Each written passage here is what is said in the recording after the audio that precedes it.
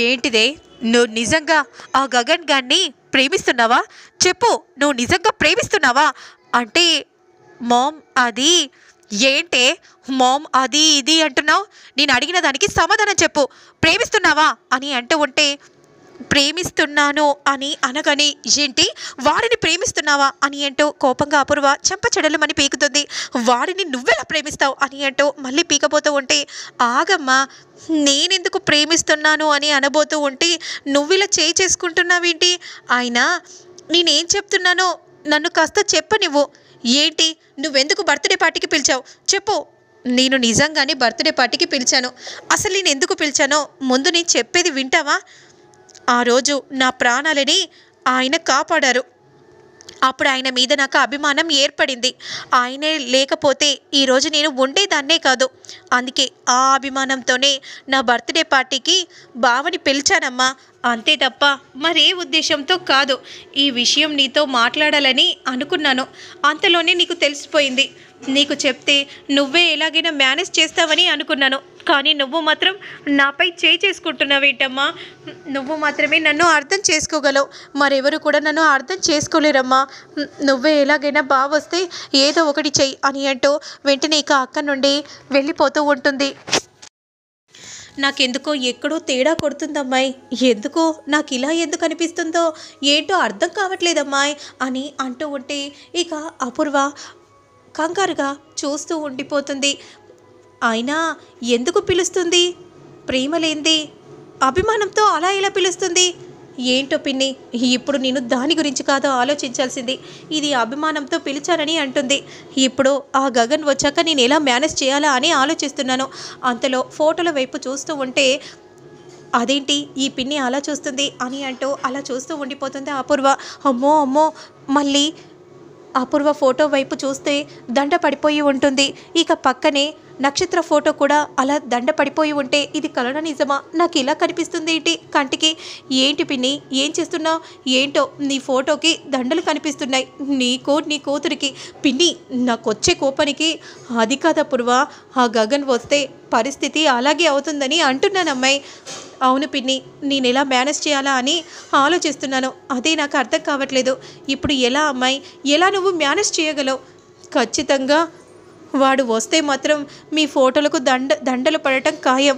అలా పడకుండా ఉండాలంటే నేనేదో ఒకటి చేయాలి పిన్ని, చేస్తాను. అదే అమ్మాయి, ఆ విషయం నీ దండం పెడతాను పిన్ని. నువ్వు చెప్పాలనుకుంది సూటిగా చెప్పు. అంతేకాని అది ఇది అని చెప్పేసి నన్ను కాస్త కంగారు పెట్టకు, అర్థమవుతుందా? అది కాదమ్మాయి, ఒక్కటి ఆలోచించు. నువ్వేమో ఈ ఇంట్లో అడుగు పెట్టడానికి నువ్వేం చేసావో తెలీదా? నువ్వేం చేసావు చెప్పమ్మాయి? ఈ ఇంట్లో మంచితనంగా అడుగు పెట్టావు. ఆ తర్వాత మీ అక్కని పూర్తిగా చంపేశావు. ఇక అల్లుడు గారు నీపై తిరిగాడు. అంతలో ఏంటి, నిజంగా ఇదంతా నువ్వే చేసావా అని ఈ విధంగా అనగానే ఒక్కసారిగా కంగారుగా అపూర్వ చూస్తూ ఉంటుంది. ఎందుకు ఇలా చేసావు చెప్పు, ఎందుకు ఇలా చేసావు? అల్లుడు గారు నేనేం చేయలేదు, ఇదిగో తనే చేసింది అని అంటూ ఉంటే, ఇద్దరిని కూడా ఈ బర్త్డే పార్టీ అయిపోయాక మీ అంత చూస్తాను, మిమ్మల్ని నేను వదిలిపెట్టను అని విధంగా అనగానే ఇద్దరు షాకింగ్గా చూస్తూ ఉంటారు. ఇక అప్పుడే తన ఇయర్ బడ్ తీయగానే, ఏమైంది అపూర్వ అలా ఉన్నారేంటి కంగారుగా అంటే, బావా అది ఏంటల్లుడు గారు, ఇప్పుడు మేము మాట్లాడుకుంది నువ్వు వినలేదా? మీరేం మాట్లాడుకున్నారు? చంపేస్తారని అన్నావు కదా. నేను ఆఫీస్లో ఒకరిని అలా అన్నాను.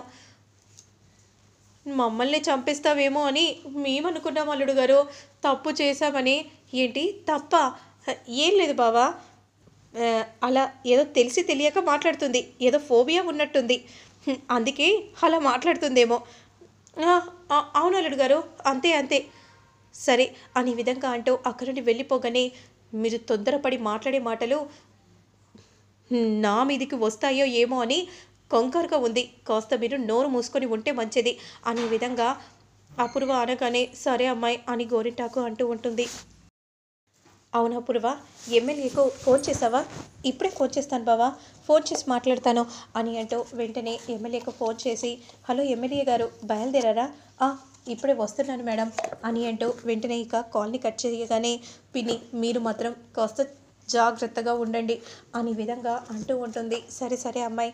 ఇక మరోవైపు మాత్రం గగన్ స్పెట్స్ పెట్టుకొని అలా నడుచుకుంటూ వస్తూ ఉంటాడు. అంతలో శరత్చంద్ర చేతులెత్తి దండం పెట్టి వెళ్ళండి లోపలికి వెళ్ళండి అని అంటూ స్వాగతం పలుకుతూ ఉంటే ఏంటి పిన్ని గగన్ గాడికి దండాలు పెడుతున్నాడేంటి బావా, నాకేం అర్థం కావట్లేదు.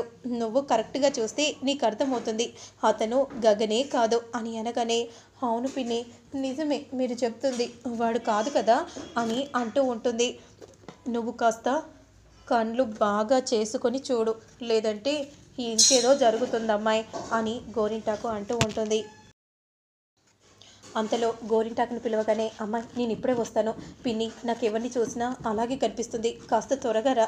సరే అమ్మాయి అని అంటూ అక్కడి నుండి వెళ్ళిపోగానే అదే సమయానికి గగన్ ఎంట్రీ ఇస్తాడు. వచ్చాడా వీడే కదా అని అనుకుంటూ కోపంగా చూస్తూ ఉంటే అక్కడే ఉన్న ఫ్లవర్ని తీసుకొని అలా దర్జాగా నడుచుకుంటూ వస్తూ ఉంటే రాణి వీడి సంగతి చెప్తాను అని అంటూ కోపంతో మండిపడిపోతూ అలానే చూస్తూ ఉంటుంది. అప్పుడు వెంటనే షర్టు పట్టుకొని ఏంటి ఎందుకు వచ్చావు, నీకెంత ధైర్యం ఉంటే నా కూతురి బర్త్డే ఫంక్షన్కే వస్తావురా, ఎందుకు వచ్చావురా అని అంటూ ఉంటే అత్తయ్య గారు పిలిచారనే వచ్చాను. ఎవర్రా అత్తయ్య, అత్తయ్య అని పిలుస్తున్నావేంటి, ఇంకోసారి నీ నోటి నుండి అత్తయ్య అన్న పదం వస్తే చంపేస్తానురా చంపేస్తాను యదవ అని విధంగా అంటూ తిడుతూ ఉండగా అదే సమయానికి ఇందు చూసి ఒక్కసారిగా షాక్ అయిపోతుంది. ఇక గోరింటకు పరిగెత్తుకుంటూ వచ్చి అమ్మాయి అమ్మాయి నువ్వేం చేస్తున్నావో నీకైనా అర్థమవుతుందా, ఒకసారి నువ్వటి చూడమ్మాయి. ఏమైంది పిన్ని, ఇందు వల్ల భర్తని పట్టుకొని నువ్వు అన్ని మాటలు అన్నావు. అయ్యో సారీ, లోపలికి వెళ్ళండి. మీరు కంగారేం పడకండి, ఫోబియాలో చిక్కుకుంది అందుకే అలా మాట్లాడుతుంది. ఎప్పుడు ఎలా మాట్లాడుతుందో తనకే అర్థం కావట్లేదు. అంతలో మీరా రాగానే రండి వియ్యంకులు గారు అని అంటూ వెంటనే ఇంట్లోకి తీసుకెళ్ళిపోతూ ఉంటుంది. ఇక ఇందుకి మాత్రం ఏం అర్థం కాక అలానే చూస్తూ ఉండిపోతుంది. ఇక అక్కడి నుండి వెళ్ళిపోగానే కాస్త జాగ్రత్తగా చూడమ్మా లేదంటే మొదటికే మోసం వస్తుంది. సరే సరే పిన్ని, అందుకే నేను నా దగ్గరే ఉండమని చెప్పాను పిన్ని అనే విధంగా అంటూ ఉంటుంది. ఇక మరోవైపు మాత్రం భూమి దీర్ఘంగా ఆలోచిస్తూ ఉంటే అదే సమయానికి చెర్రి చూస్తాడు.